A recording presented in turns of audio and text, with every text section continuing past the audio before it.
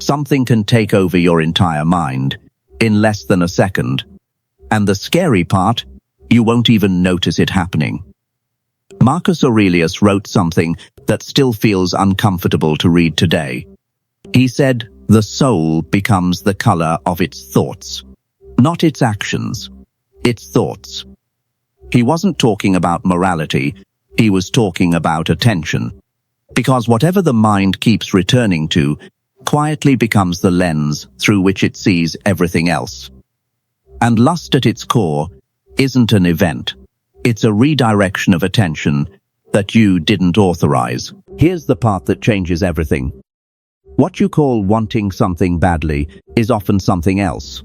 It's narrowing. Imagine you're focused on work. You have plans, priorities, things that matter. Then one image appears, one thought, one temptation, and suddenly everything else feels farther away. Your goals didn't disappear. Your values didn't disappear. Your future didn't disappear. They're just no longer in the spotlight. The mind takes a wide, complex world and collapses it into a single point. This isn't weakness. It's a spotlight effect. The brain decides one thing deserves all the light, and everything else fades into the background. Modern psychology gives this a simple shape. One part of the mind is slow. It weighs options. It remembers consequences. It thinks beyond the next few minutes. The other part is fast. It doesn't compare. It doesn't reflect. It simply says, this. Now, in calm moments, these systems work together. But the moment desire spikes, the fast system doesn't ask for permission. It takes the wheel, and the slow system, it's still there, just suddenly too far away to be heard. Here's the part most people never notice. When this happens, it doesn't feel like losing control. It feels like clarity, like you've finally figured out what you want. And that's what makes lust so deceptive. Most bad decisions feel wrong while you're making them. Lust often feels right. It disguises urgency as certainty. The stronger the impulse becomes, the more convinced you are that you're thinking clearly. But ask yourself, was that clarity? Or was it tunnel vision wearing clarity's mask? Marcus Aurelius drew a line between what happens to a person and what they choose to do next. Lust blurs that line. It makes being pulled feel like choosing. Now here's the question almost nobody asks. Why does the same pull return again and again? It's not because the desire is special. It's because the brain rewards shortcuts. Every time the fast system wins, the mind learns something.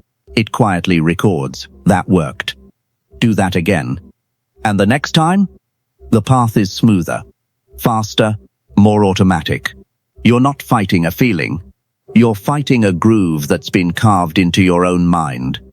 And eventually the danger isn't just the craving.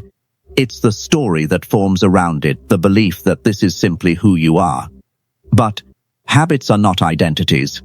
They are repetitions. Because when attention narrows enough, temporary impulses can start speaking for permanent values.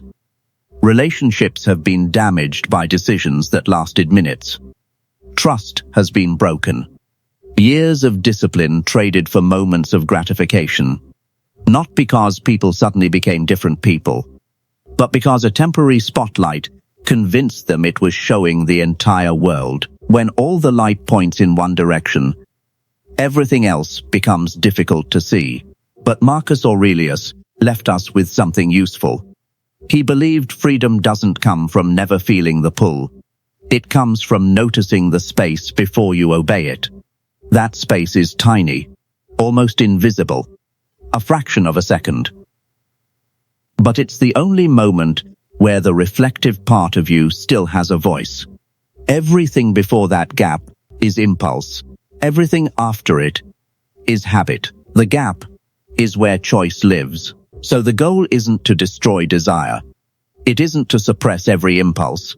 It's to notice the spotlight the moment it switches on. Because desire is not the enemy. Automatic obedience is. The mind will always shine its light somewhere. The question is whether you follow that light blindly or whether you notice who's holding the flashlight.